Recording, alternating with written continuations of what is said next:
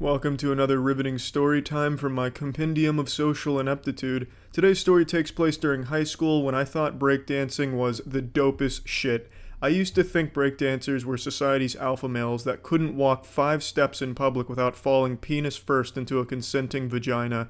So what I wanted to do is I wanted to learn to be a b-boy, an ultimate breakdancing Chad to impress girls. Keep in mind, this was about a decade ago, so there was movies coming out that focused on breakdancing and how cool it was. The one that had the biggest impact on me was called You Got Served.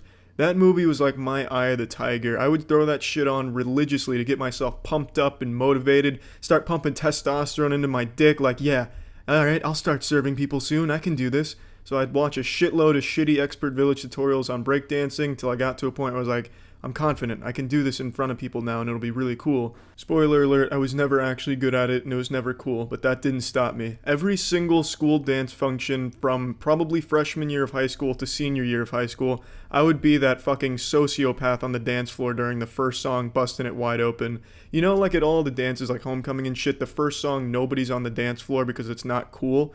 Well, I'd fucking cherish that moment. I would charge that dance floor like a football team storming the stadium field. I was all about that first song life. And this was during the time where the jerk was popular. Well, not really, it was kind of on its way out anyway, but I was still trying to hold on to that glory of the jerk. So I had this little routine that I would do at every dance function, every single fucking one of them. And unfortunately, I still remember kind of the beginning of it, so I'm going to give you a little sneak preview of what it looked like. I know, ladies, just leave your sodden panties in the dirty clothes and wash them later. What you just saw right there, what you just bore witness to, was a body wave into a 6-step combination, a little groundwork that I tossed in there for flair, then the jerk tacked on at the end. A combination move only fit for the most elite b-boy gods out there. Now at the time, this was 10 years ago, I was far more limber so I could go from the kneeling position to the standing position without fucking blowing up my meniscus. Now is a different story, I can't exactly do it as well as I did back then, but in a nutshell, that's kind of what it looked like back then too, honestly. And let me tell you, wasn't cool. I don't think that routine I came up with will ever be cool. If I'm wrong, please, some b-boys out there, make it better and send it to me. I'd love to see how that could possibly be improved, because in my eyes, that's as good as breakdancing gets. And they didn't appreciate it. So my high school just didn't really have a taste for the finer breakdancing things, because no girls ever thought that was cool, surprisingly. And let's fast forward, so I do that at all the dances. It never really got me anywhere or anything, and I never changed the routine. That was about the extent of it. That was my breakdancing prowess on full display. That was me sailing at full mast, full erection, red alert, and nobody gave a shit. It wasn't cool to them, and it clearly just objectively is not a very good routine. But let's fast forward to senior year. I'm still doing that routine, and I finally worked up the courage to ask a girl for her number, and she humored me by actually giving it to me. She was clearly not interested, but that didn't stop good old b-boy Charlie from trying. So in order to try and get her genuinely interested in at least like kissing me on the cheek or asking me to tie her shoes or something romantic like that, I would send her videos of me doing routines like that. But I didn't have any friends to videotape that because no one was that close to me. In fact, I don't think any of my friends would do that now because it's just embarrassing. So what I would do is I would have my dad take videos of me doing breakdancing like you just saw, except by senior year I was a little bit better. So I was able to do like kind of head spins. I couldn't do like a head spin without supporting myself with my hands. So I could kind of just like walk my head around very slowly. And I would have my dad videotape that. It'd be like a 2-minute video of me just walking my head around slowly like that on the floor. And I would send her that. And she was such a fucking sweetheart. She would send me things like, "That's so cool," or "rad." Just, man, it was pathetic. Genuinely pathetic. So I'd continue to do this. And then she stopped replying. That's how that story ends. So in a nutshell, I still think, power moves and breakdancing are cool as shit. I can't do them. My body just wasn't made for that type of activity. But I respect the men who can, and I still think that's cool. But the lesson here is, if you're not good at breakdancing, don't try. Don't use it to impress people. Definitely don't do it at parties or at bars or at school dance functions or anything. Just keep it to yourself. And definitely don't have your father videotape them, because that's equally as embarrassing. And trust me, I wasn't shy about telling her who videotaped that. I said, look at what my dad just filmed me doing, like it was some type of candid photo shoot or shot. So, the lesson here, just, don't be a fucking idiot, I guess. There's really no lesson here. I don't think there's a lot of people out there that are trying to breakdance to impress girls in 2018. Now it's all about your Fortnite wins. But even if there is still that splinter cell of dudes out there that are blood, sweat, and tears pouring cum into the breakdance art, make sure you're really good at it before you show anyone that shit. Trust me. It'll save you a lot of embarrassment. See ya. Ladies and gentlemen, I come before you today as a simple man with a problem with something that's common in the world today. Something I truly believe should be outlawed, and anyone who partakes in it should be punished to the fullest extent of barbarism, just straight up slaughtering and beating up anyone who happens to partake in this activity. I'm talking about one-ply toilet paper. Now I know this is low-hanging fruit, everyone hates one-ply toilet paper, but you know what, I want to toss my nutsack into the sausage fest as well. One-ply toilet paper haunts my boners. I hate it. Whenever I see one-ply toilet paper, my mood is immediately destroyed. It's the worst fucking thing ever. It's like watching a car accident with your entire family involved whenever you just see one-ply toilet paper in the fucking public restroom. I hate it. I'd rather clean the public toilet seats with my fucking tongue than use the one-ply toilet paper in there. It's awful. It's miserable. I don't get it. It's fucking horrible. I mean, I do understand why they use it. It's cheap to get, but still. Have some morals. It's unethical. Give me sandpaper. I'd enjoy that more. Give me fucking metal. Aluminum foil even. I don't care, but just don't give me one-ply toilet paper. That is the worst. Fuck. It's like using tracing paper on your asshole.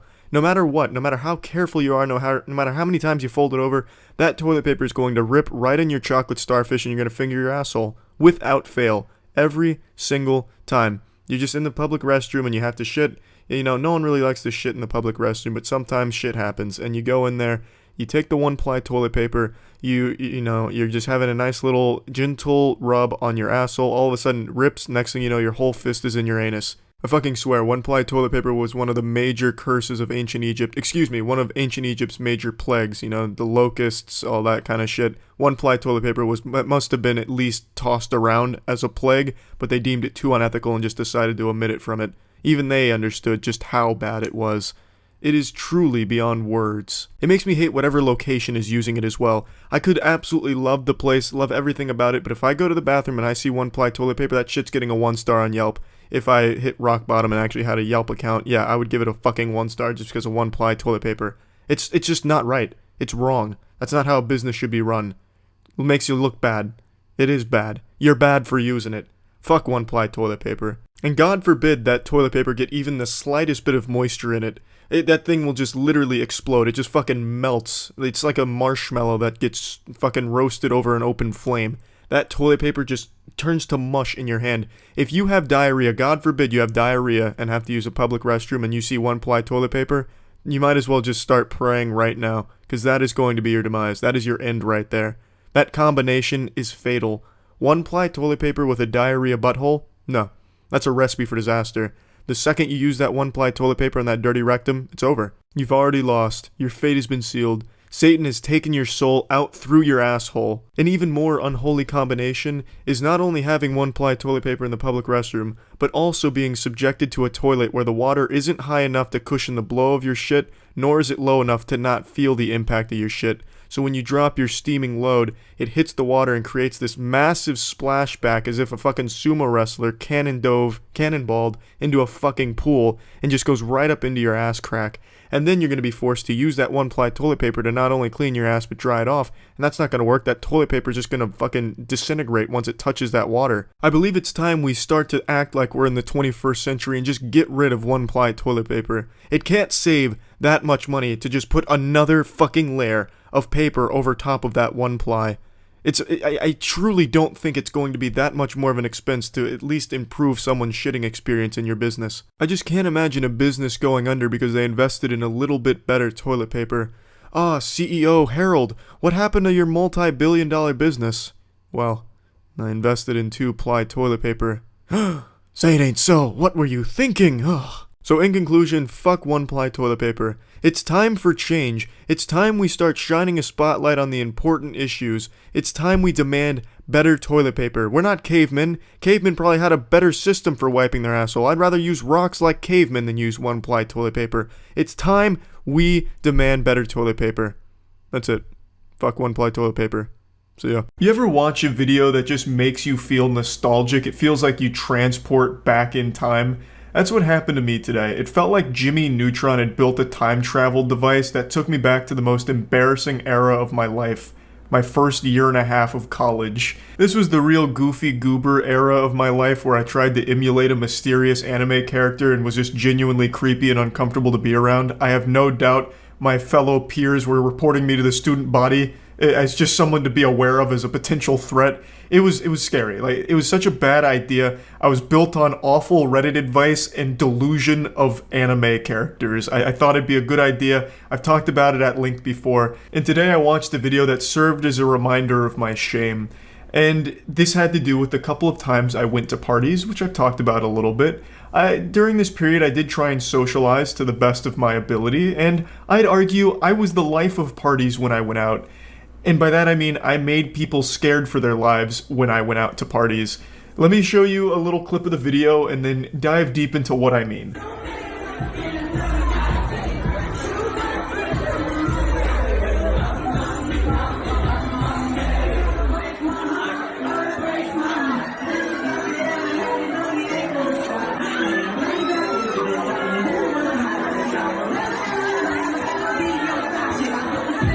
Yeah, so this lady's really busting it wide open on the dance floor here of this local dive bar. She's just going hog wild. I don't know if it's drug related or just the spirit of music has taken over, but she is transformed into the demon of dance.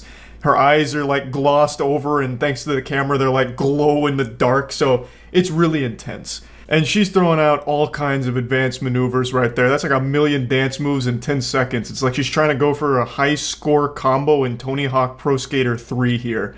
But what it reminded me of is how I used to act at like bars and parties back in the early college days, because there was a couple bars near our campus that didn't ID check, so we would go there and I'd try and do shit like this because I thought by trying to be the center of attention, it would be good in helping me get laid. Spoiler alert, it wasn't. But I'd go fucking wild. I'd start popping and locking. It was like I was doing Wing Chun on invisible enemies. Because I didn't really know how to dance super well, but I kept trying. I'd hit like sloppy body waves and shit. And I made a video a while ago talking about how I tried to learn to breakdance to impress girls. So, I'd drop to the floor and hit them with like the 6-step shuffle or whatever. And of course, you know me, I'm famous for the Mickey Mouse Clubhouse dance hot dog. But I'd drop to the floor and just like get after it. Like this, give them some of that shit. It's just, yep, a little out of breath already. It's been a while since I busted that bad boy out.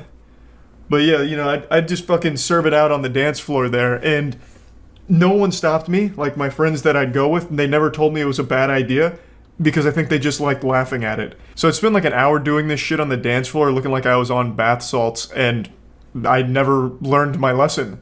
So when I saw this video today, seeing her go after it like this, I was like, damn, it's like looking in a mirror 8 years ago.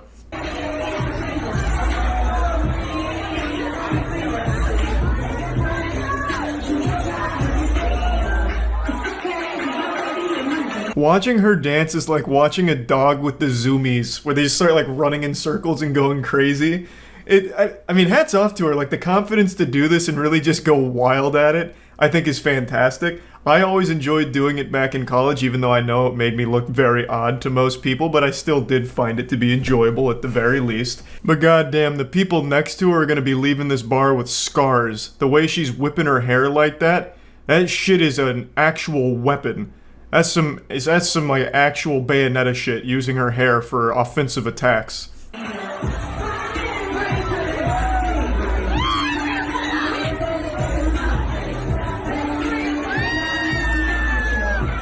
This right here is my favorite moment in the routine. I definitely think this would win So You Think You Can Dance. She hits him with like the praying mantis up here, and then into like a T-Rex arm combo. It's very rare you see a move like that executed so fluidly. So I thought she did a wonderful job there, and I really think it just helped put a nice bow on the entire choreography here.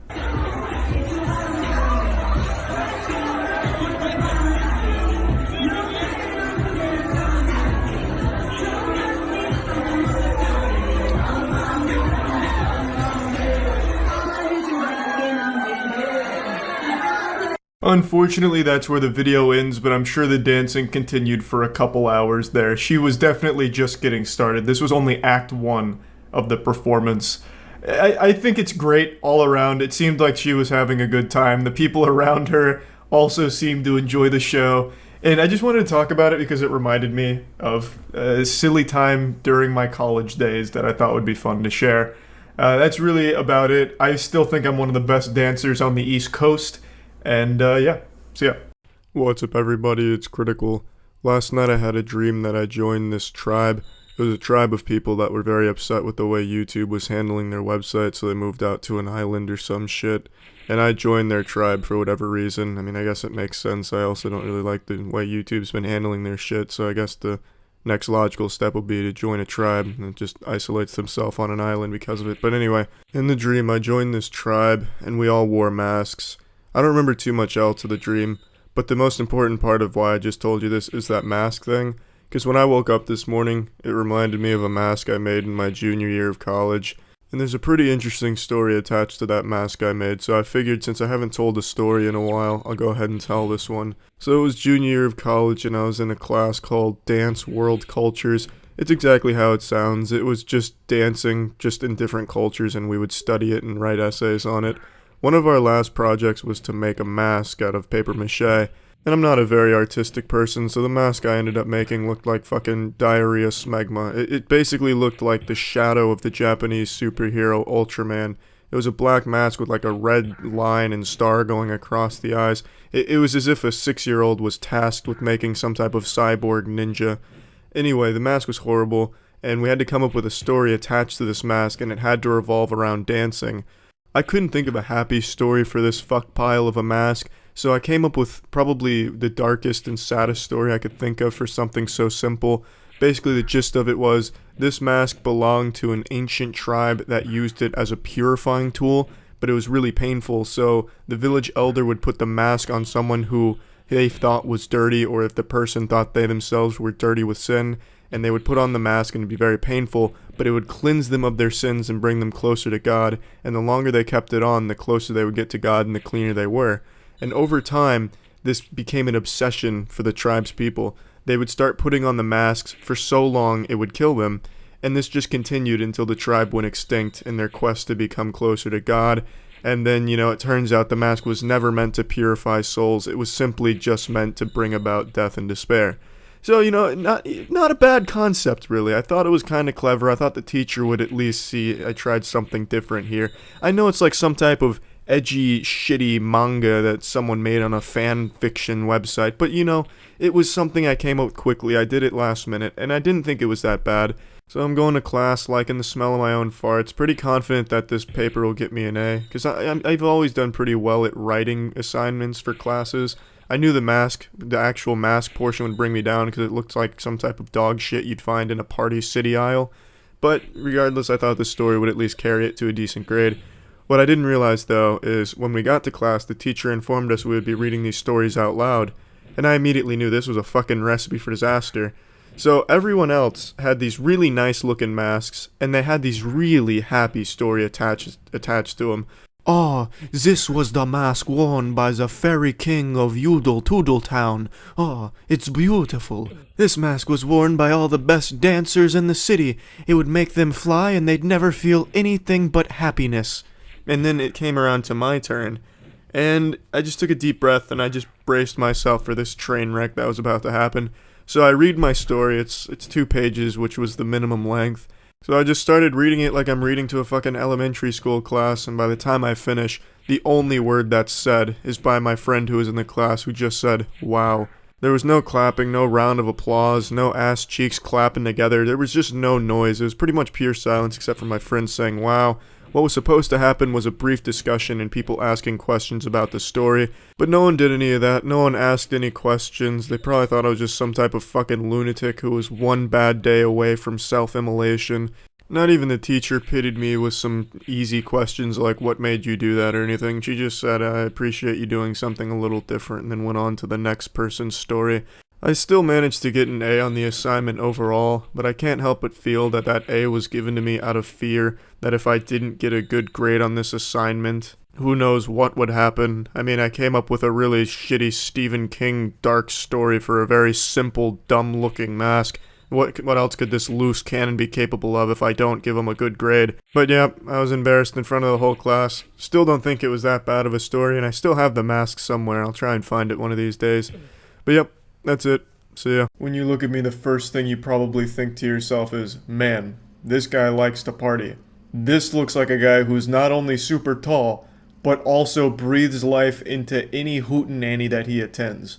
And you'd be right to a certain extent. I used to enjoy the old shindig back in college. I'd go out pretty often.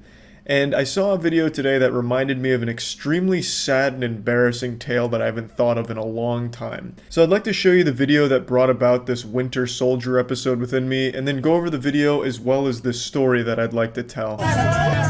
Joe Burrow! Joe Burrow! You didn't even come close.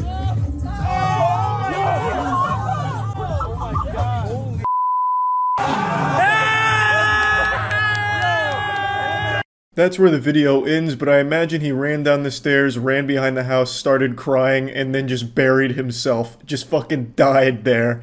It was so sad to see a man super excited to be getting tossed a beer. The local frat dudes were like, hey, this guy needs a fucking brewski. So they, fucking Amazon primed one. Now, it wasn't a great throw. That was definitely not a Joe Burrow caliber toss. And it nearly killed the guy.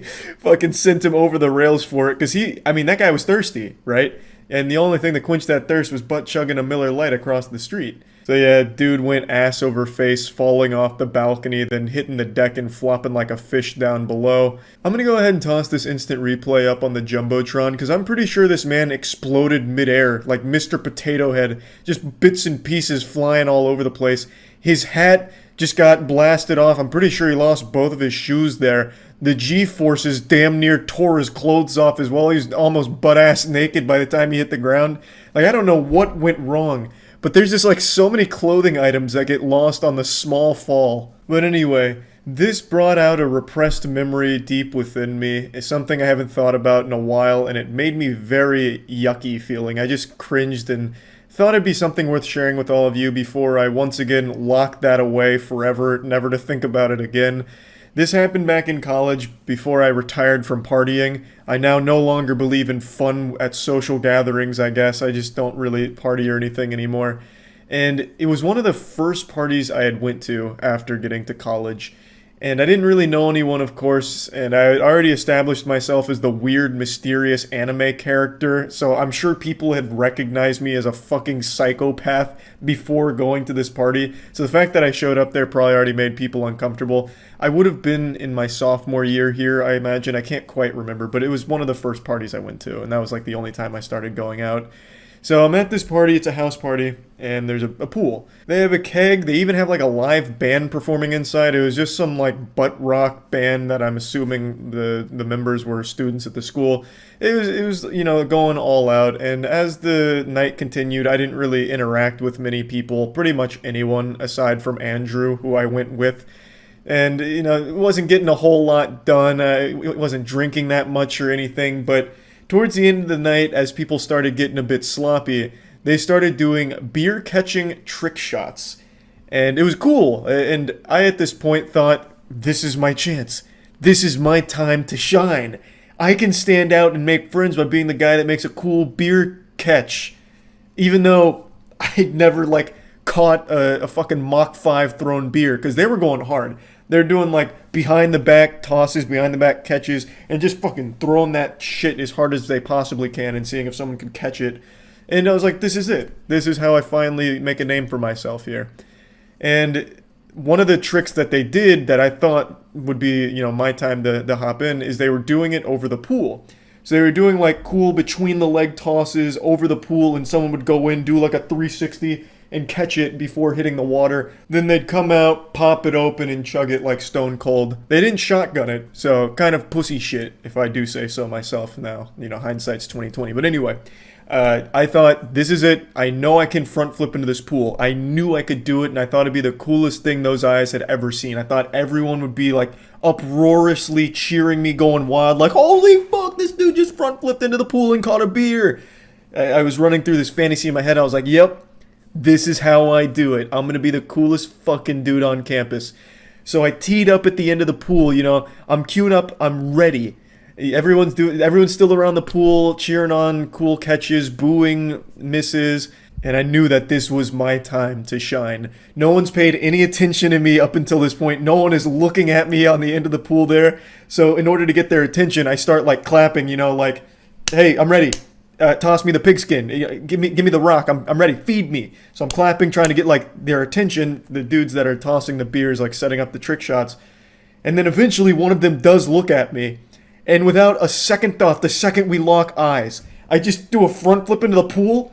Barely, mind you. And I have my arms straight up and I don't finish the whole rotation. So I end up on my ass with my hands up in the air and no one throws a beer. So I just fucking shittily front flip into the pool. It looks like I'm probably drowning, like a ship going down as the sail slowly keeps sinking because my arms are above the water. I've already failed my front flip, so now I'm just sinking in shame. I pop up, there's no beer, and no one's even looking at me. I don't even get a boo. Nobody cared at all. It was the saddest fucking moment of my life. Like, if someone had just given me like a pity, woohoo, or like, aw, something, I would have been like, okay, not all is lost. But I got literally nothing. Straight up crickets. And then some other dude did a trick shot into the pool and they loved that. Meanwhile, the fucking socially inept turbo virgin on the other side gets fucking nothing. And I don't remember exactly what happened next, but I can't imagine we stayed much longer. Because I do remember getting into the taxi soaking wet. So I didn't have a whole lot of time to air dry. I imagine what happened is Andrew felt my pain and was like, Charlie, let's get the fuck out. But I guess I just blacked out from cringe at that point because I can't complete the story. I just remember that, and man, it was sad. So yeah, this video really brought that demon back, brought that evil out of me, and I just wanted to share it with all of you because, you know, I don't want to think about it again past this point. So yeah, that's really about it. So yeah. Hairline jack. Mostly unchanged. Not too shabby. You know what is shabby though? I saw a dubious little advertisement. Now hold your horses there, partner. It's not AI. I know you are already getting that idea in your noodle, so let me put that to bed right now. This is not one of those dog shit, ridiculous AI commercials that are becoming extremely popular. In fact, this is just some good old-fashioned, old natural false advertisement. Almost brings a tear to your eye. Scummy company still deceives customers the old-fashioned way. It is a misleading ad run by a company that I think a lot of you watching this have probably heard of. Restream.io. They right now are apparently running an ad that has me in it. And Matt sent me this wondering if I had like given them permission or if they like paid me for it or something like that. If this was some kind of like agreed upon thing for me to appear in a Restream ad. And get a load of this. No. I had no idea. And in fact, I don't like Restream.io. I've talked about multi-streaming a lot. I think anyone who has any iota of interest in streaming or any current streamer should absolutely be multi-streaming. But I've never recommended Restream.io to anyone. I tinkered around with it when I was first dipping my tootsies into multi-streaming, and I didn't like it. It was always preached about as like the gold standard, so I even bought an extremely expensive subscription to it. The lowest subscription offer is $16 a month. Now, there is a free option as well, but since everyone was hyping it up and all these incredible features, I did do the subscription, and I just really didn't like it. So instead, I used a free plugin called Sorayuki, and that's always the one I recommend to people for multi-streaming, not Restream.io. Yet, here I am in a Restream.io ad, and even though I don't mention Restream by name, anyone watching this ad is going to have the takeaway that I am endorsing that product, because otherwise why would I be appearing in a pitch for it?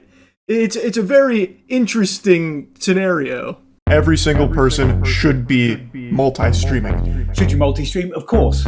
Should you take my word for it? No, listen to the experts. All my streams have been multicasted. I've been having a blast with them. I stream on both YouTube and Twitch at the same time. Now, if somebody was to come at me and ask, should they consider streaming on YouTube, I would say yes, yes, yes, yes, yes, yes. Whether you want to do it as a daily stream or you want to multi-stream it across platforms. This reminds me of when that fraudulent One Piece game on Facebook was using me as like a spokesperson for it, and it was cleverly trimming around videos to make it seem like I was excited for the One Piece game, even though I never even mentioned the game or anything. That's kind of the same vibe I get from this, where I'm not saying restream or anything, but I'm talking about multi-streaming and this and that, and since it's in a restream video, the obvious perception is that I am advocating for Restream.io that you should be downloading and subscribing to in order to multi-stream. When the reality is, the truth couldn't be further from that baloney. I just plain old didn't like Restream.io. I didn't like the green eggs and ham, I'm sorry to say. I preferred a simple plugin. Sorayuki was free. It's been real efficient. I've had no issues with it. It's been smooth sailing, whereas Restream.io, I had plenty of problems. So I just am not a big fan of the product. But if you're someone who's been fed this ad over the last 8 months, you would probably think I'm a goddamn Restream.io partner, like a huge enthusiast, like I'm sucking my own dick and pumping my fist going, Restream.io, you gotta get it now, that kind of thing. This ad has 460-something thousand views as of me making this video, and apparently it's been run elsewhere too. That's pretty lame, Restream. But I will give you a small thanks for reminding me of something very important. I never canceled my Restream subscription. So I went into my email in order to do the deed, and it turns out I've been paying for this longer than I thought. 2 years, it's been auto-renewing. At $190, 190 clams a year I am forking over to Restream every October like a terrible Halloween trick-or-treat surprise. Oh my god, I was actually pissed. I was actually disgusted. I didn't remember it being that expensive. I didn't remember the yearly was almost $200. Oh my god, what a waste of money. But you're welcome, Restream, for the easy fucking $600 basically that you squeezed out of me. I did a double take and then immediately went to their website to check their pricing to ensure I didn't somehow subscribe to the premium fuck me in the butt package, and luckily that wasn't the case. But then I saw this eye-opening business plan of $200 a month or $23.90 per year for their business tier. That is hefty. Feels more like you're the one getting the business if you signed up for that one. They are giving you the business into that cock into your wallet, my lord. Like I said, I didn't remember it being this expensive, so I do appreciate the ad reminding me that I needed to at least cancel the subscription, because otherwise I would just be losing $200 every year to something that I completely forgot about. But yeah, about the ad, is it the biggest deal in the world? No, but it is a little bit shady. Typically, when someone wants to like use something for promotional material for their product, they usually will ask you permission to use it to promote their brand. So like Warframe. I think all of you know now, I am a big Warframe fan. It is, I believe, one of the best free-to-play games out there, and I've said that a lot on stream. And maybe at some point you've seen a Warframe ad that has me in there with a segment glazing Warframe. And it's just a stream clip of me talking about Warframe. That wasn't like a paid partnership or anything. They saw that clip and wanted to use it, but instead of just ripping it and then putting it in their commercial, they reached out and asked if they could do so, which of course I gave them permission. That's typically the standard protocol when it comes to taking someone else's shit in order to use it in your commercial material.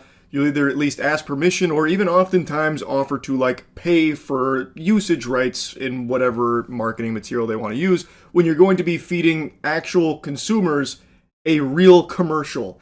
Like, it's just very odd that they wouldn't even at least ask if they could use clips. Like, for example, if for Cheeky Soap we decided to run an ad where we just started taking other people's clips like, oh man, if only there was a soap I could use that leaves me feeling moisturized after a shower, and we just start taking all of that shit in order to like promote our product without paying them for it or asking if we have their permission to utilize those material, that would be pretty scummy. It's a bad business practice. I don't know if it's like full-blown illegal or anything like that. Like, I don't think Restream founders are going to be in handcuffs or anything for it.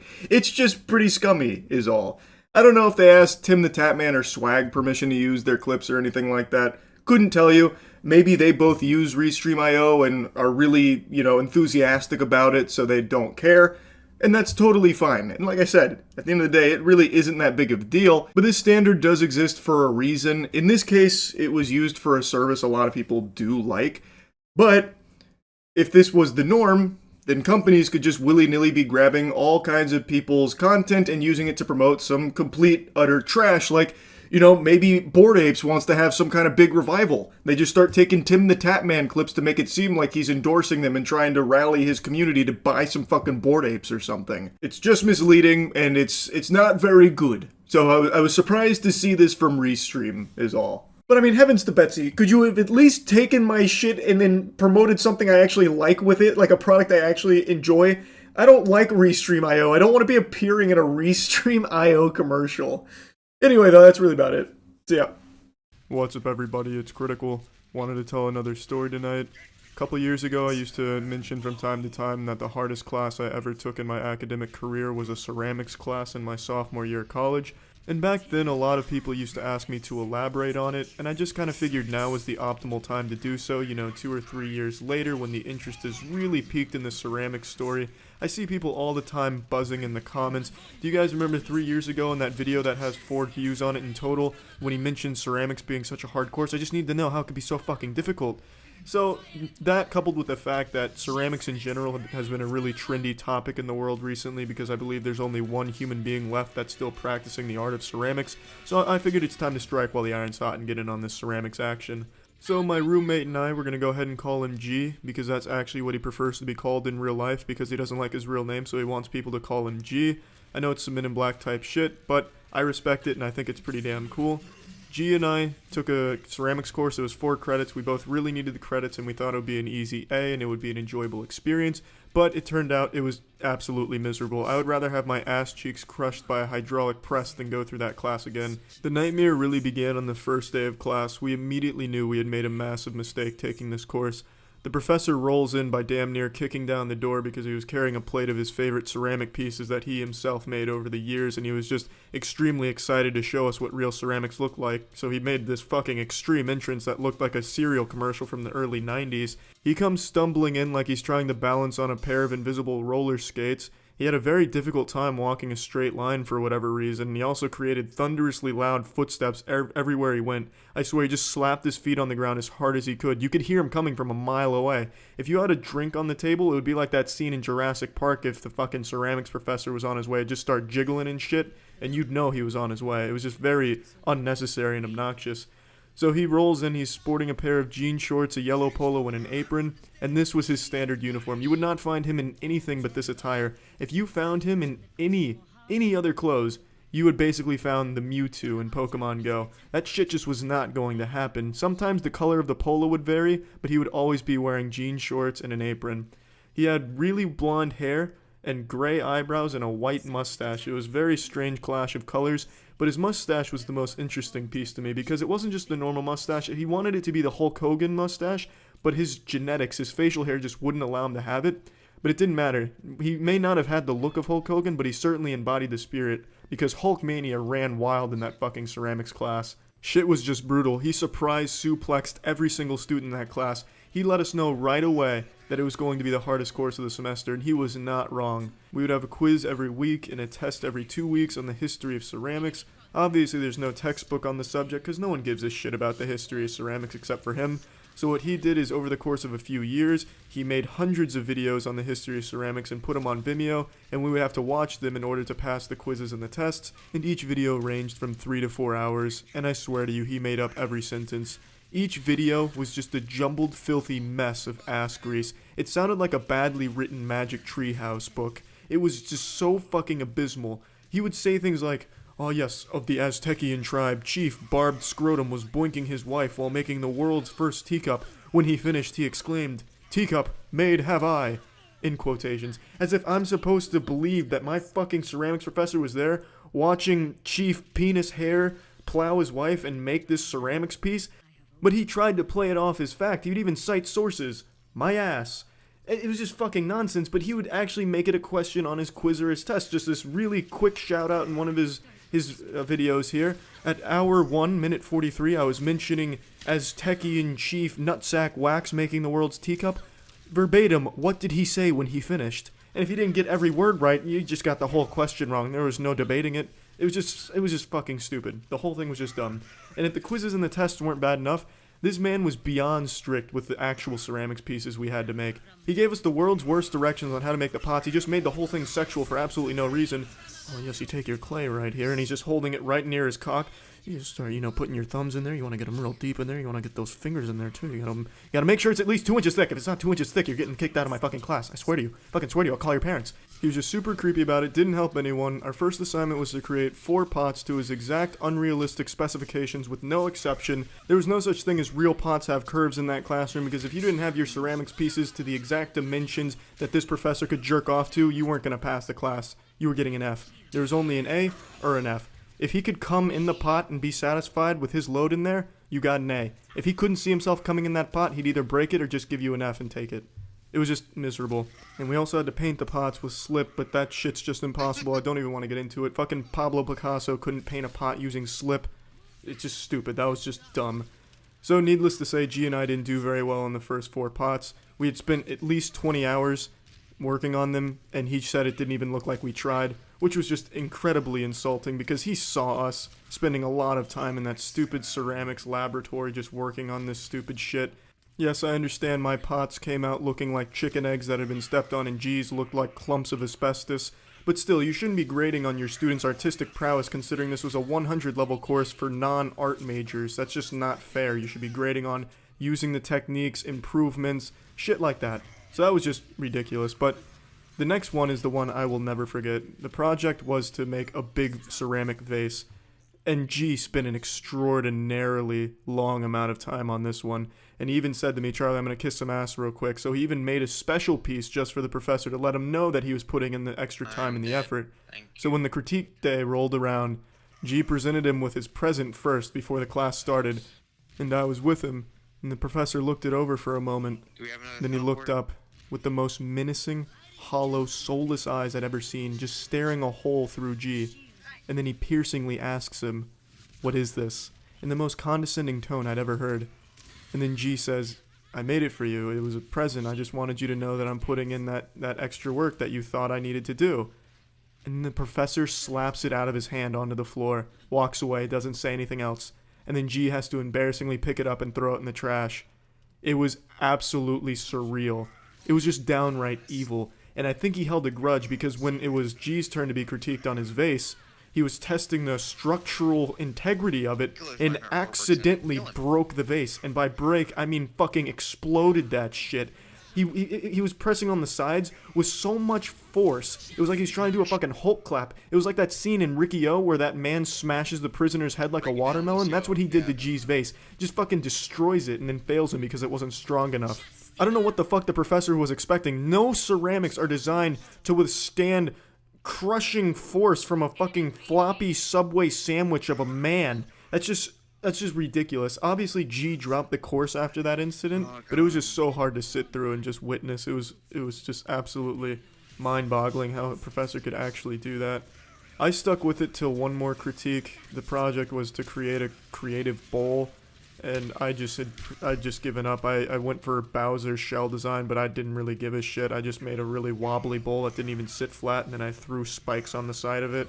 He hated it, obviously, but he kind of gave me a little compliment in front of the class. He held the bowl up and said, "Class, this is an example of a good idea, but absolutely horrible execution," and then set it back down and went on to critique the next person's work. Whatever, I really didn't try. And I was actually just going to stick with the class and just take the failing grade, because withdrawing from a class, dropping a class mid-semester looks a lot worse than just getting an F.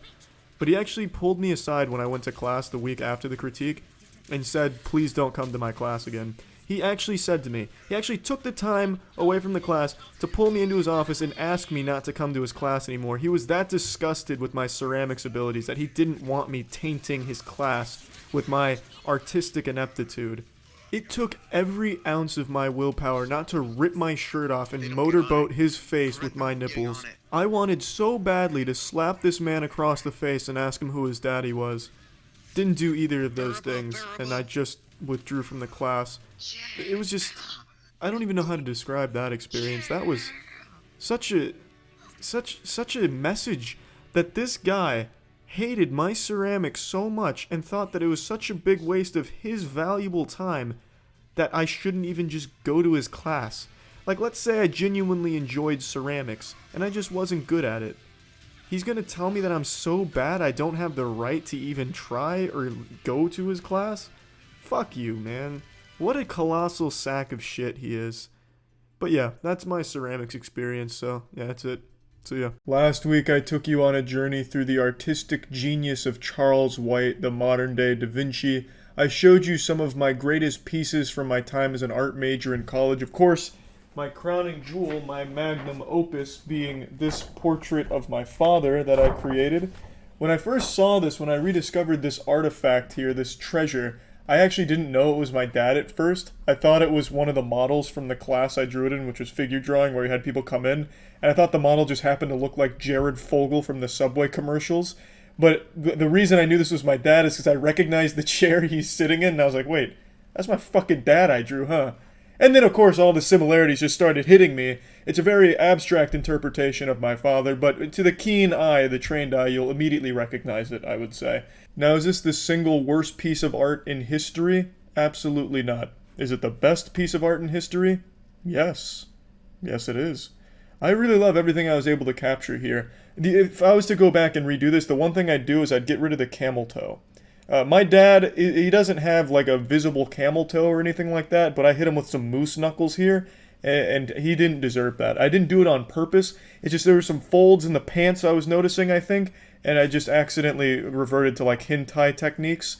So a bit of a miscalculation there. I also might want to have put some legs on the chair, because right now it looks like it's a floating chair, like he's fucking MODOK. But everything else is right on the money, I would say. I really like what I was able to do with his torso here. It kind of makes him look like a thwomp from Super Mario 64, just like a giant fucking block. He's not like this wide or anything, but I was playing with dimensions, of course. As an artist of my caliber, it's nice to distort reality a bit and play around with proportions, which is, of course, I was experimenting here with great success. I need to definitely get that framed and maybe find some candles to put around it to make it look like some kind of satanic ritual where like that's the deity we're worshiping or something. But it definitely needs to be like in an art museum or something, I would say. But anyway, this isn't about the actual art pieces. I wanted to tell another story from my days as an art major, because I hinted at a few tales from back then in the last video, and I figured I'd share one right away. This is one that I've only touched on briefly, like in the podcast and in the past. And I never bothered to finish the story because it's extremely embarrassing and I actually feel pretty shameful for it. But I figured it's 2021, baby. Shame's a thing of the past. So let's fucking get in here, raw and no rubber, and I'll just tell you it like it is. So I took a figure drawing course, which is where I drew that piece as well as many others, where it's basically drawing people and things that you see in person. And one component of this course was drawing nude models, the idea being that you capture the human anatomy like it is, and you just go in there and put that pencil to the paper and you let it all hang out there. No secrets among the art students, prolapse, rectum and all from the model. It's going on the canvas. And it's that shit that you used to see in the old movies where, you know, the protagonist would go into an art class and everyone's drawing a naked guy whose dick is flopping around. It was that, but I took the course in real life. I didn't know it at the time, so when I went in and saw a naked man posing in front of everyone, I was pretty shocked and caught off guard. I thought I had walked into like a Reality Kings porn shoot or something, but it turns out that was just a component of the semester, and it was pretty fucking weird and uncomfortable. It was a 3-hour session twice a week for this course, and the nude model we had was this guy who would strike a pose that we'd do our best to capture, and he would just listen to music after striking the pose, so he wasn't even putting his heart and soul into it. He'd just throw on the boner jams and transcend to the avatar state and leave this corporeal dimension, leaving us struggling art students behind in the fucking fallout barren wasteland of art, doing our best to capture his weird superhero pose. The position he chose was like the combination of Crimson Chin meets Goatsy. It was something kind of like this. So he came and he had hands on his hip, leaning forward like this, but he had a little stool in front of him so he could put his leg up, and he leaned forward a little bit, just so that way you could see a little bit of his butthole if you were unfortunately positioned behind him, which of course I was not directly behind him, so I didn't have like the full butthole spread action, but I had like tip of, like outer rim of anus plus some wrinkles. because I was still on like the back side. I didn't have front, so I saw like from my position, since his leg was up, I had a little bit of like cock head dangling in front, like kind of like a sunset behind his ass cheeks, and then like asshole rim plus wrinkles. It was like a Banksy painting, like if he drew the beach and then like put some ass cheeks in front of it with the dick behind it. You know what I mean? It was a very uncomfortable situation to be in, and especially just to sit there and with like my little pencil measuring his asshole circumference, trying to make sure all my dimensions are right because the professor was grading on like dimensional accuracy for like the figure drawing portions. Obviously, these pieces here, she just wanted to gauge where we were at for the most part, but when it came to actually drawing what she had in front of us, she would pretty much evaluate us based on how close we were to capturing the dimensions. So everyone was like really going deep into capturing each segment. The technique she taught us was to look at everything like letters in the alphabet. Like, for example, a asshole would be kind of like a C from my position, because I wouldn't have the full circle, so it wouldn't be an O, it'd be just a C. So then I'd have to measure out the C on the paper, and not to get into like the rubric and the grading criteria, but just to explain that I had to sit there for 3 hours thoroughly analyzing the wrinkles and dimensions of a man's asshole, ass cheeks, and like cockhead, and it was just really uncomfortable for the most part. So after, I only did this for one course. After this, I went home, because I went to college not too far away from where my parents lived. I went home and I was like, look, you guys need to come up with an excuse, because I cannot sit in this course for the next 3 weeks drawing dick and asshole for a collective 6 hours a week. I just can't do it. So we eventually came up with the idea that we would use religion as my excuse. So I didn't want to like just not go to the course, because I didn't want to fail the course, because it was like a 3-week course. And by missing all of that, I would absolutely fail. So it would have been just a huge waste of money. So we used religion as like the scapegoat. So I had my parents send her an email, like acting all outraged, like, how could you have our son Charles drawing butthole in your course? This directly goes against our beliefs in the Lord and his teachings in the Ten Commandments in the Bible. This is absolutely unacceptable. Charles will not be attending the course, and we expect he will still get full credit, because we wouldn't have allowed him to take the course if it was disclosed beforehand that nude model drawing was a requirement. It sounded like something a fucking Scientologist would have written, except far more polite. They weren't like mean about it or anything. It was just using religion and the inability to see butthole and cock as an excuse to not go to the course for 3 weeks. And they sent it, and then she sent me an email and then talked to me saying, look, she understands. She apologized to me, but she didn't need to do.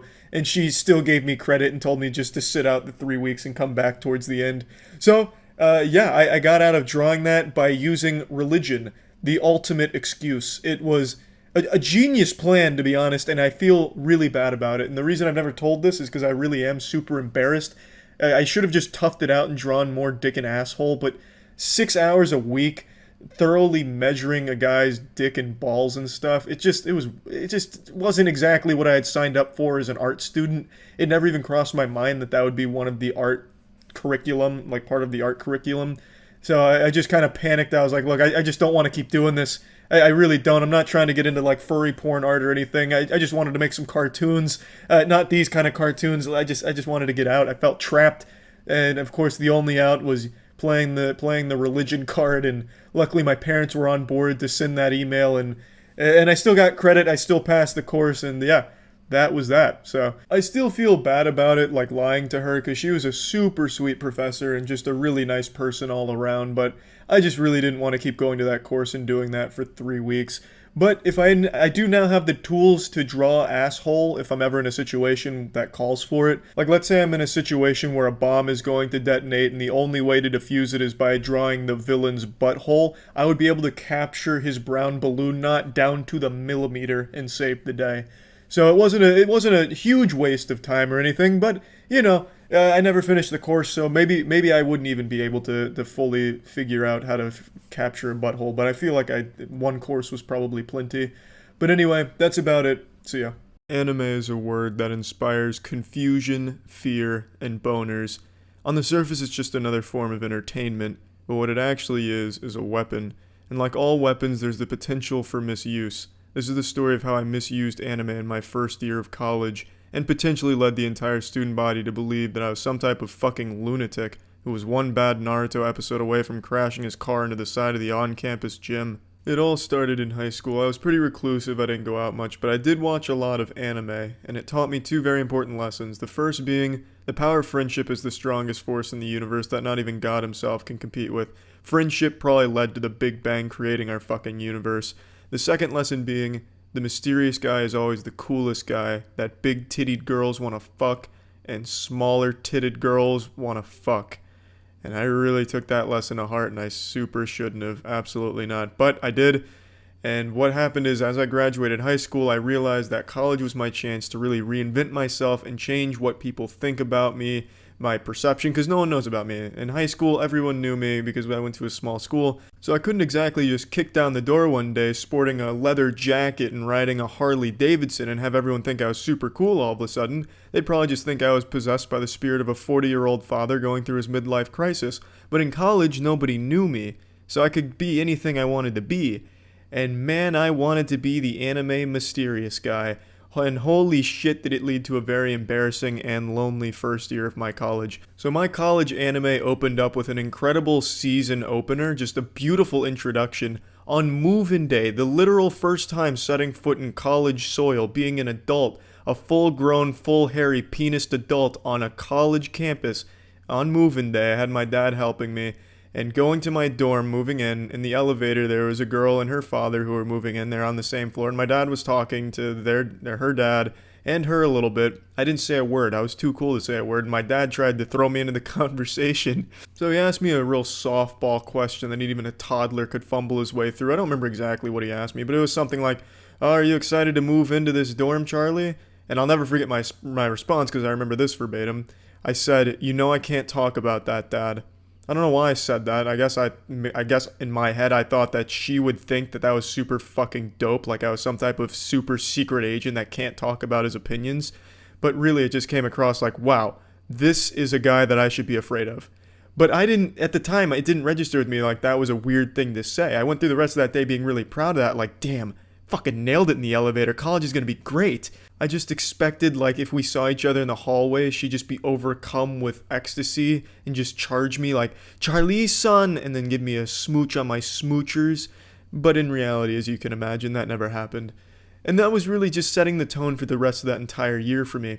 I wanted to, and luckily Kaya talked me out of it, I wanted to put an Xbox disc of Psychonauts around a chain on my neck, so that way people would know that I like Psychonauts. It's not exactly mysterious because I'm kind of beating you on the urethra with, I like this, I'm clearly wearing it. But I was like, this is so different. This is totally what an anime guy would do, like the mysterious guy. Another thing that I wanted to do, and Kaya again talked me out of it, he really saved me from having an even more catastrophic freshman year of college, is I wanted to carry around a deck of cards and do magic tricks at house parties or just around campus to really make people be like, damn, that was cool. I need that guy's number. Who was that guy? That guy's super cool. Let's invite the magic deck guy back, the magic card trick guy. That super awesome and fun guy. I didn't end up doing that, but I did used to do some magic tricks at house parties, which is still embarrassing, but the cards were already there. I didn't bring them or like come up to people, "Hey, you want to see a fucking magic trick?" They were at least there. It made sense at the time. But bringing them around like a mysterious guy, keeping them in like a Ziploc bag, there was no coming back from that. If I went down that destructive path, I'd probably be behind bars right now just from scaring the general populace. Like, what is this guy up to with this deck of cards? This is a maniac. Get him off the streets, this menace. But now let's talk about the things that the social savior Kaya wasn't able to prevent me from doing. One of the biggest ones that I can remember is I used to go to clubs because I obviously wasn't really getting invited to house parties. Because who's going to want to invite the guy who doesn't talk because he thinks it's cool not to? Like, I would blatantly just avoid answering questions in class. If I got called on, I'd just blow it off like, "Oh, yeah." I wouldn't even give like a yes or a no. I wouldn't be like no, I don't know the answer. I wouldn't even give the answer. I'd just be like, "Oh, yeah." Just like fucking mumble it out like I was fucking overdosing on Xanax. So obviously no one was going to come out of their way to invite me to a house party. No one got to know me my freshman year. So I would go to clubs by myself. And one time, it was New Year's, and I had these light up New Year's glasses. And they were some pretty fucking cool glasses, not going to lie. And I was wearing them around my neck because they were so bright I couldn't really see. I was basically just flashbanging myself when I was wearing them normally with the lights going on and shit. So I had them around my neck, and this girl came up to me and started talking to me about them. And instead of like answering any of your questions, I was playing it the same way I did everything else. I just didn't say a word. She said something about my glasses, but she fucked up and called them a necklace. She said something like, I like your necklace. That's a cool necklace. They're glasses. How dare you fuck that up? But anyway, I just disregarded it and I stared at her blankly like a fucking robot whose programming just malfunctioned, or I just fell asleep standing up. But she kept trying to get me to talk to her, get me to open up. That goddamn hero, that trooper, she just kept really trying to pry me open, but it just wasn't happening. Getting me to talk and not be mysterious in my freshman year of college would be like trying to open up a dumpster and not have a wave of shit hit your nostrils. But she kept trying. She pulled out her shirt saying, do you like my shirt? And it said something like, short girls know how to have fun, or something like that, or something to that extent. And I glanced at it, and then I immediately went back to staring at her without commenting on the shirt or even saying a word. I didn't make a noise. I didn't even make like a caveman grunt, like a Tim Allen. I didn't do anything. I didn't make a single audible noise. So I was basically just a fucking statue there. She tried again. She said something else about my necklace, and this time it must have just struck a chord, because I remember I pulled them off of my neck slowly and I put them on my eyes, and then I flicked them on the next setting, which was like this intense, glowing, like strobe light shit, like some blinding, banging strobe light shit. And then she walked away. I still didn't say anything because I just put them on my eyes and then turned that setting on and kept staring at her. So I don't blame her for walking away. And that was really when it hit me, like, you know, maybe being the mysterious weirdo isn't going to pay off. But I still committed to it. I still kept going past that. That was New Year's, and we still had another 5 or so months of me being an odd, weird, anime-inspired, mysterious loser. There's really no other big events that really stick out to me. Just a bunch of small stuff that I kept doing throughout the entirety of my freshman year. Like if it was raining and everyone was like, oh fuck, it's raining and I forgot my umbrella, I'm just gonna wait it out. I'd walk right by them, just kind of like wiggle my way through them, and then I'd just walk out in the rain like I didn't give a shit, like I didn't even know it was raining. Like I'd pull out my phone, much to the detriment of my phone, just be like, oh, rain? Too mysterious to feel rain. I really don't know why I ever thought walking out in the rain looking like some kind of dumb asshole would be cool or mysterious, because it doesn't fit either category. But that was another thing I'd partake in almost every time it rained. The only other big event that I can really think of, one that I still think about and it keeps me up at night and really haunts my boners to this day, is when I took an art therapy course towards the second semester of my freshman year. I don't remember exactly what it was. It wasn't art therapy, but it was something similar. It was just an art class basically where you express yourself.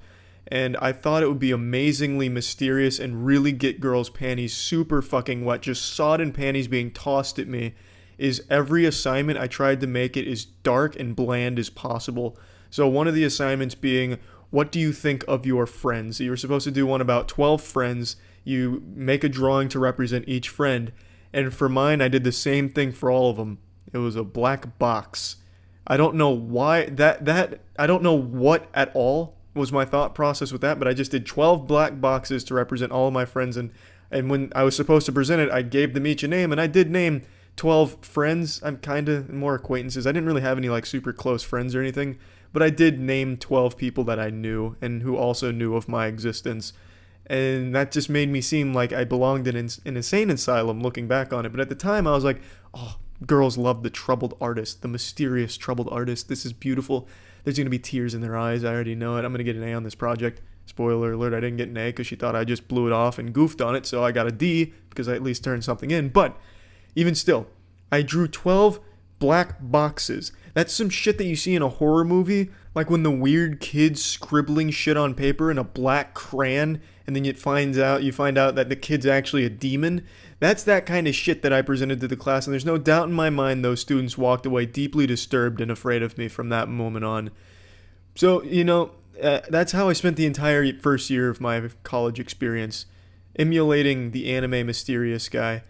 It wasn't until I moved out of my dorm and in with a new group of guys who put the kibosh on that shit and taught me how to be social, because they did not want to be living with some fucking weirdo that's trying to be an anime mysterious guy. So that's kind of that's how my first year of college went. The lesson to take away from this is don't emulate what you see on anime, because it's just not gonna fucking work unless you have some like superpowers that you might, like some really fucking cool superpowers, you might be able to get away with being weirdly mysterious. but I didn't. The only superpower I had was being below average male height. But if you have some cool superpowered shit, maybe you can emulate anime to some extent and still be cool, but I couldn't. But I wouldn't recommend it to most people, the non-superpowered people out there. To the people that aren't X-Men, don't try and be an anime mysterious guy. Don't be weird. That's it. See ya. So you were an international baccalaureate? Oh, I saw you. I see that you saw the high school graduation photo that somehow made its way onto Reddit yesterday.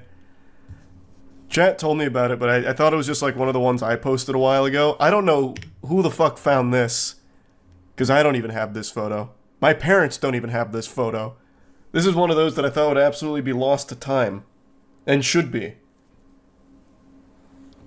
But yeah, this was me and Matt back in high school. I don't know where you dug this up. Fucking whose grave you exhumed to find this. Must be Nardwar on the case. But yeah, this is this is why there's not a whole lot of photos of me from this time. Look at me. I look so sad. I didn't know how to pose for pictures or anything, so typically what I'd just do is I'd like mean mug it or just look like I got the worst news ever about my dog passing away or something. So any photo that exists of me from that period has pretty much that same 1,000-yard stare type shit. That's peak Hunger Games era picture right there. Yeah, it's important to remember, only a year after this photo was taken, I made my debut in the Hunger Games Mockingjay Part 1.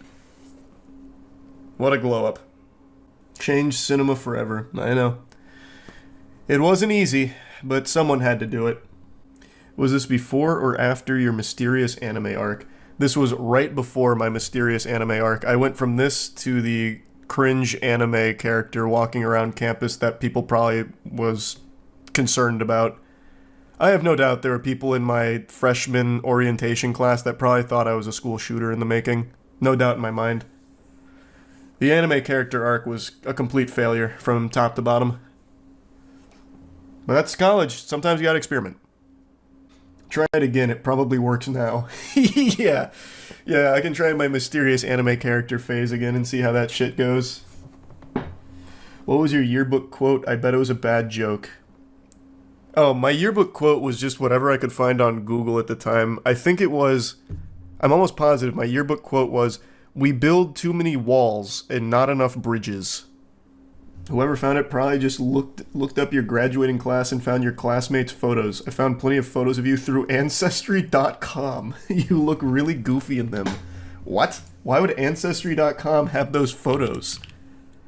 We gotta stop worrying about fucking TikTok and start putting our sites on Ancestry.com. How would they have that? Huh?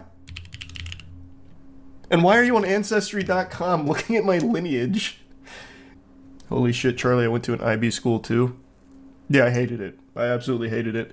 I've said this from the start. My high school was significantly harder than college. College was so easy compared to high school. Like academically. The fuck was your major? My major was exercise physiology. Human science is the degree, but the concentration was exercise physiology. I have Ancestry for personal use and got curious, so looked up and found your photos in public records and yearbooks. What? How would it have that? I've never used Ancestry.com for anything. How would they have any of that? You did use it years ago. No, didn't I do 23andMe? I'm pretty sure I used 23andMe, not Ancestry. Dude found your DNA from the trash. Oh, imagine.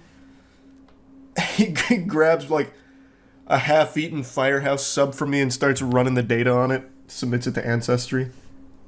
Ancestry owns yearbook companies. It wouldn't. I don't know if you're making a joke or not, but it wouldn't work for this because this school was so fucking small that there's no way. Ancestry wouldn't even know that this school existed. Our graduating class was 32 people.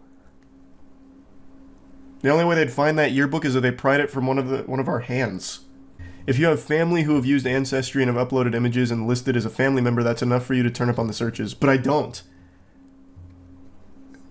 Actually, when I did the 23andMe, I had the kit at my house, and my dad came over, and he was like, "Charles, what is this?"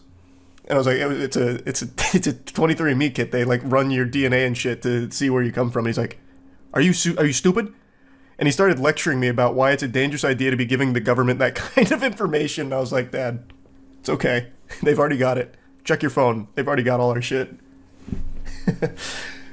So no, I know my family has not used Ancestry.com. It is true. No, I know he's right. I know he was absolutely right. So this, okay. Well, that's definitely real. I can't pull it up on stream because obviously none of the other classmates are blocked out. But wow, this actually looks like a cult. So I don't know how Ancestry.com has this, but they're on some crazy shit.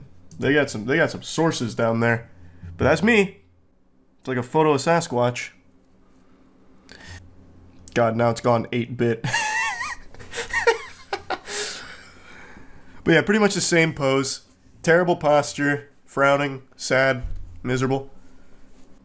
Looks like a random dude from Google Maps. Yeah, pretty much. I found a photo of you from 2010. Tweeted at me. Where are you guys finding these photos? What are you doing? Are you guys robbing my parents' house right now or something? Ripping photos off the walls? What do you mean you have a photo of me from 2010? You look like you were a preacher's kid that was super repressed. It's so specific. What do you mean? I was just sad. I was just a fucking loser. I was a reclusive loser. What do you want from me? Look how far we've come. Not in terms of height, but I don't look that sad anymore most of the time. They also have your dick pics. Like I said, I've only ever taken one dick pic in my life. It was in 2016. And I sent it to my girlfriend at the time, and I was so ashamed. I took it lying down from my knees, looking up and cock out, and it looked terrible. It was the worst possible angle. It was like the world's worst kaiju. Like a chewed piece of bubblegum. I hated it. Fucking hated it. So I never took another one. And I will never take another one. Were you chubbed? Yeah. But it was even worse, though, because I was looking down at the phone. So I was, like, peeking over my boner, and it was just so creepy. It was so weird. It was like a Max Headroom moment. It was so odd. If that photo ever sees the light of day, I wouldn't even be mad, actually. Actually, I don't even think I could be mad if that somehow ever surfaced. It's probably the worst dick pic ever taken. What was her response? Oh, I didn't send it.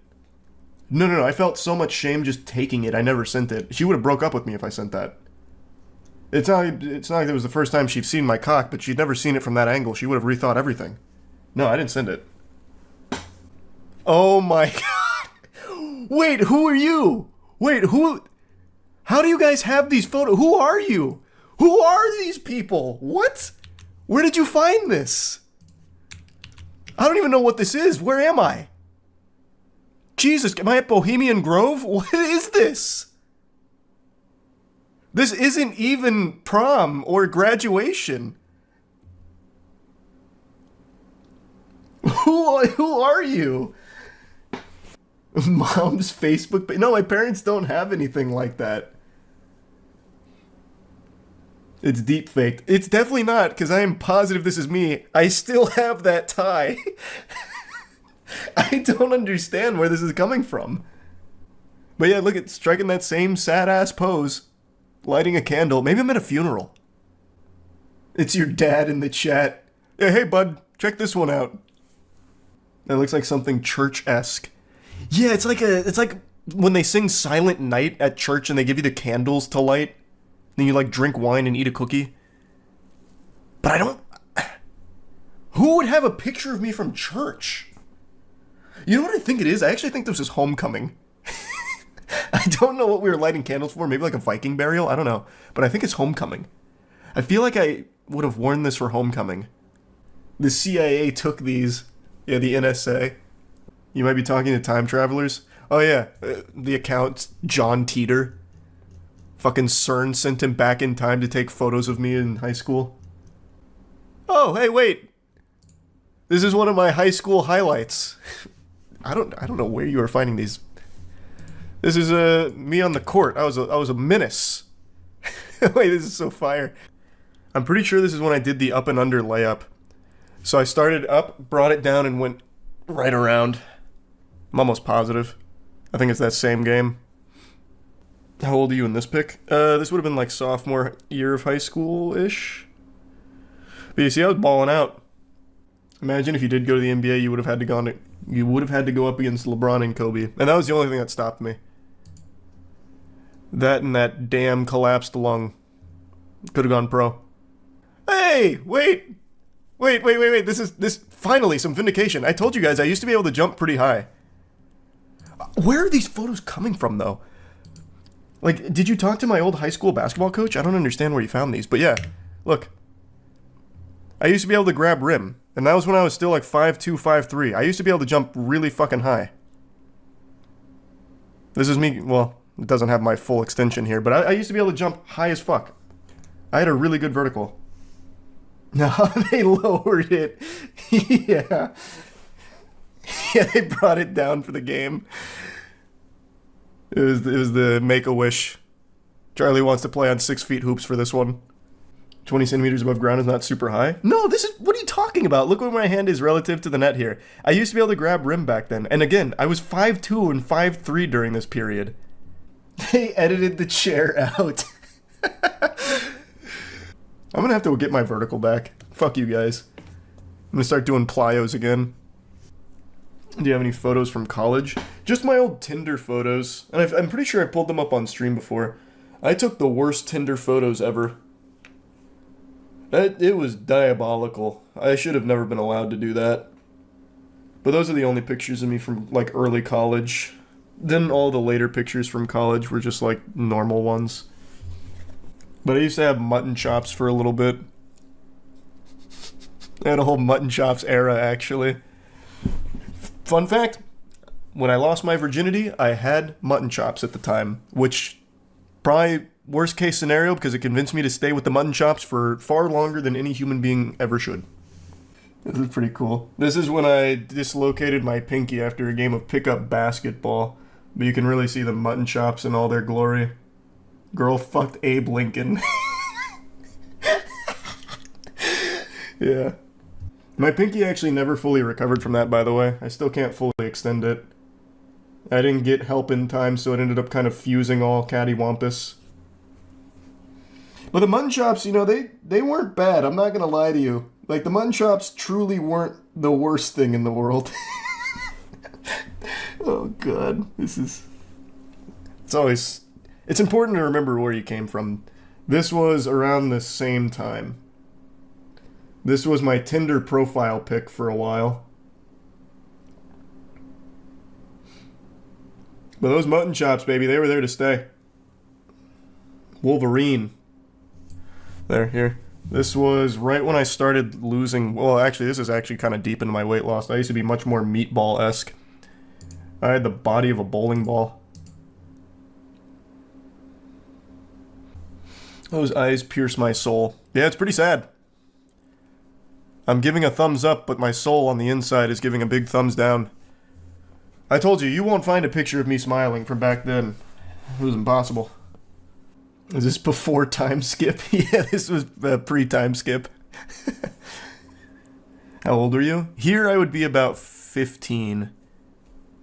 This would have been around 15 or 16. Today I wanted to tell a story I recently told on stream about the time I got scammed for all of the money I had at the time. I must have been 18, maybe 19. I was definitely still a virgin when this happened. Not that that's pertinent to the story, but just a little bit of lore there, a little side note. And my friend Andrew had come to visit me so we could party at my university. But unfortunately, when he came up, there were no parties, and if there were, we certainly weren't invited. The lacrosse bros did not want the gamer nerds coming in. So I've got my buddy Andrew over, and he's just eating fucking Reese's cups as we're doing nothing except playing like Tekken Tag Tournament 2. And then eventually we decided to find something else to do, and we found a carnival that had rolled into town. It was like one of those pop-up shop carnivals where they transport everything in on like a dilapidated school bus. So they scooted in and they set up shop nearby and were like, well, fuck it, we're not doing anything else. Let's go to this carnival. And I swear to God, when we got there, it looked like something out of Courage the Cowardly Dog. This place looked haunted. And we were basically like the only customers there. There was like a few children, or at least the spirits of children that were there, like hanging out, and they were riding the only ride at this carnival, which was one of those spinning rides, but it was like this giant, horrifying metal contraption that just looked like a medieval torture device. It looked like a fucking transformer that had gotten hit with a stick of dynamite. It looked so rusted and gross. I have no doubt that was just a tetanus disaster waiting to happen. I don't even know if those kids are even alive anymore if they rode that fucking thing. But that's about all they had. They had that one ride and then a ton of shady carnival games. Not like the fun, goofy ones that you can actually win, you know, like the basketball one or shooting water into a target. They had only the rigged ones that you can't win under any circumstances. So this was less of a carnival that came in and more of just like a rolling scam that travels. But of course, I'm 18, 19 years old at the time. I'm a virgin, so all I'm really thinking about is titties and how I'm not seeing them. So, you know, I kind of disregard that, and I'm going around with Andrew, and we're playing a few of the games. Of course, we're not winning anything. Not even like those tiny stuffed animals. We're getting nothing. The closest thing we're getting to a prize is stepping on a used condom in the parking lot. Like, there's just really nothing that we're accomplishing. We're just wasting money and wasting time. To reiterate the location, it was literally in a parking lot in between two condemned buildings. That was the location. This fucking barren wasteland looked like something out of the Fallout universe. It would have been less gross to just wander through catacombs, because at least then we wouldn't have been losing money doing it. But I came to this with like $200 in my wallet or something like that, and we were playing through these games, not winning, and I'd gone down like 50 or 60 bucks. I don't remember exactly what, but it was a lot. Like, we were spending a lot of time just indulging in this filthy sin. Now, before I get to like the actual meat here of when I lost all my money and how this all happened, I want to drive home a point. I'm not exactly like a super gullible person, I don't think. I like to imagine like I'm a grizzly, chiseled man with hair on my sack, because as an avid RuneScape player, I know how to recognize a scam. I started playing RuneScape in 2005, and I got used like a fleshlight on that game. I was falling for a lot of scams. I once gave my fucking password away to a guy who said that he didn't think my password was cool. So to prove him wrong, I just gave him my password in order to impress him. And then I lost my account to him. Like, I was scammed a lot. And it was an invaluable lesson it taught me. When someone's trying to take advantage of me, how to recognize a scammer, and just like all of these red flags that should go off in people's heads when they're faced with a scam. I think every child should be scammed at some point. Teach them a valuable lesson. They don't need to lose their house or anything, or like get wrapped up with a crypto gambling scam or whatever. But, maybe just like a small scale scam for candy. Teach them a little something. That I always believed that the lessons I learned in RuneScape through getting scammed would be very helpful, and so far they have been, but on that day, nothing could have prepared me for the scam that I was going to encounter at that godforsaken carnival. The game was the toss a ball off a backboard, make it land in a bucket, and you win one of the jumbo prizes, like the fucking wumbo-sized unicorns and bears and shit. So for those that don't know, the game is a wooden backboard, it's a big circle, and it's at an angle. It's slanted this way. Underneath it is a basket that's poking out just enough for a ball to bounce off the backboard and fall in the basket. And you only have to do it one time and you win the biggest prize. So this carnival's not very big, obviously. Andrew and I had passed this a few times, and it wasn't like there was some heavenly glow on it, like, this is the game for me, this is the one I want to play.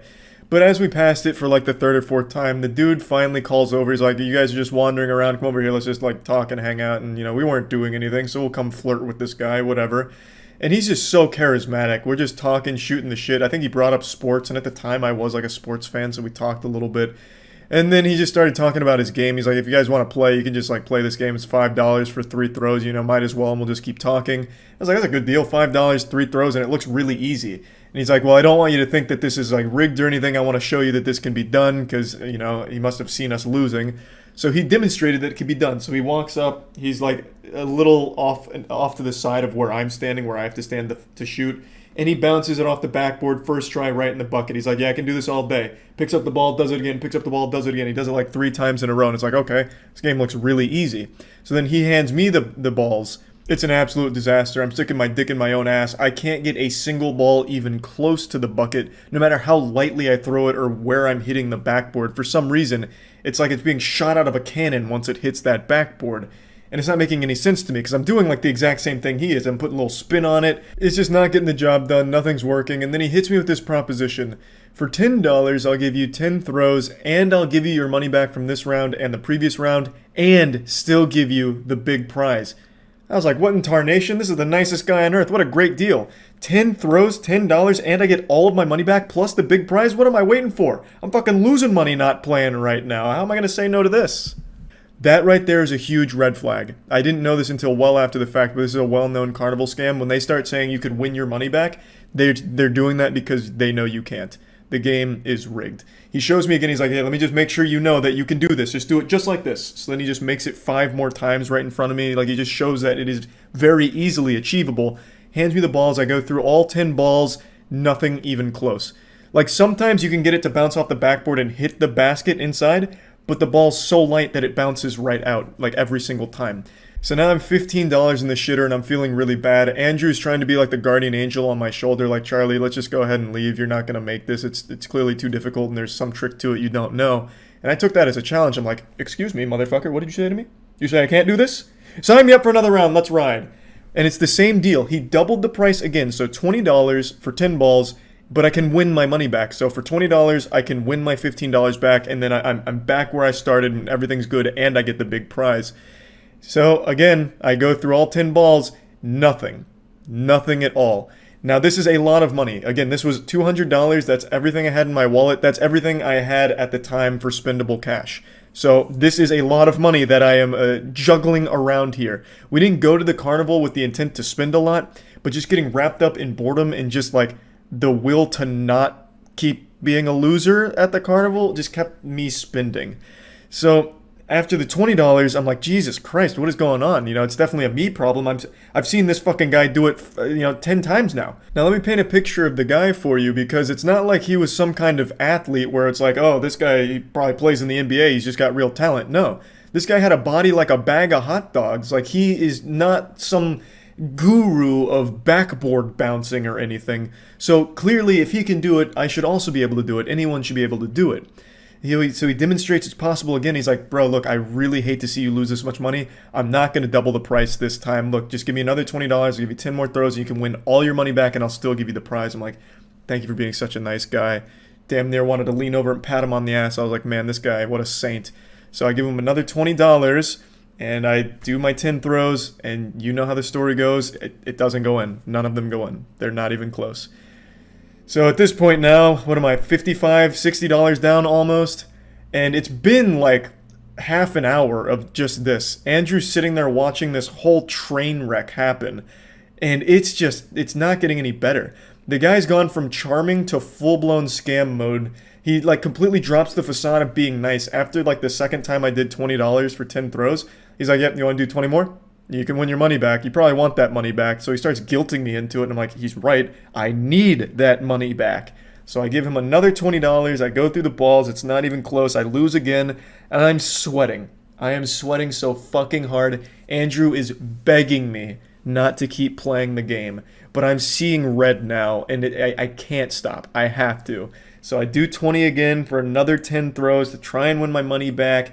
I don't do it. I fail again. This fucking, like, this guy is still just prodding, still trying to squeeze every cent out of me. I'm just this dude's little dirty cum rag that he's wringing out and getting some money from. So we continue for another, like, 15, 20 minutes or however long it was. It felt like an eternity, and I'm down to my last $20 in my wallet. And, you know, I'm praying, you know, fucking give that $20 a kiss, and I spend it. I rolled the dice, I went for it one more time, and I don't win. I'm now completely out of money. I tell him that, and I start to just ask if he could just give me some of it back. I'm desperate. I wanted some of it back. I needed some of it back. And he's like, bro, I just can't do that. My boss would be really mad at me if I let that happen. But look, there's an ATM over, like, it was like a couple blocks away. He told me the location. He's like, just go to the ATM, get some more money, come back, and I will absolutely show you the perfect tricks. You're just not getting the technique right, and I'll show you what you're doing wrong. So this piece of shit tried to get me to go to an ATM to get more money out to keep playing his game, which was rigged. There was no way to win from the start. I'm shocked he didn't try and get me to sign some kind of contract with blood, this fucking demon. And I strongly considered it. I did, because that's a lot of money. It was like $140 that I spent on that game. $200 in total at that fucking carnival, but on that game in particular, there was $140 right in the goddamn toilet, right into that stinky dumpster. And I needed that back. Like, I really wanted that back. But Andrew talked me out of actually going to get more money from the ATM, like from savings or something. And I didn't go back. I ate the loss. That to date is one of like the most shameful moments slash scams of my life. Now, it wasn't until way after the fact, in fact, even on stream is where I learned how he was actually able to do it. I thought that I remembered on one of those shows that bust carnival games that are rigged. I thought the reason he was able to make it and I wasn't was the angle he was able to throw from. He was able to throw much closer than I was. In this game, there is a line that you have to throw behind. There is like a little barrier that you have to throw from behind that in order to participate. And I thought that was the key. He was closer than I was, and that's how he was able to ricochet it off every time into the basket. But it's actually deeper than that. That does play a role, but he actually used a heavier ball. He didn't use the exact same balls that he gave me.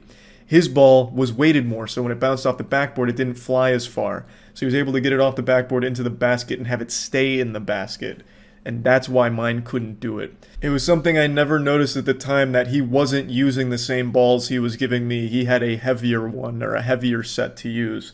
So even if I went and somehow found $1,000 to put into that game that night, I would have never had a chance of winning my money back, despite this guy showing me how it was done and promising me that if I just made one single ball in that bucket, I'd get all my money back and all the problems would be solved.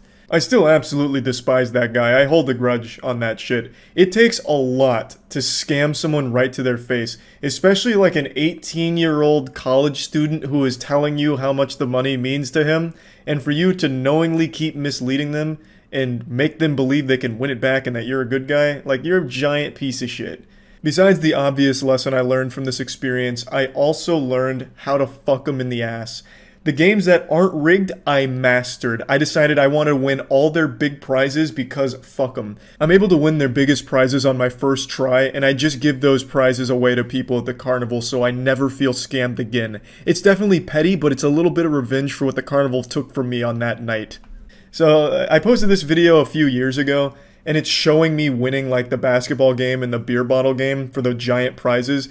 Both of these games are also rigged in favor of the carnival, but I was able to master the way of doing them. So the basketball game, the rim is an oval instead of a circle, so you have to have an absolutely perfect high arcing shot in order for it to make it.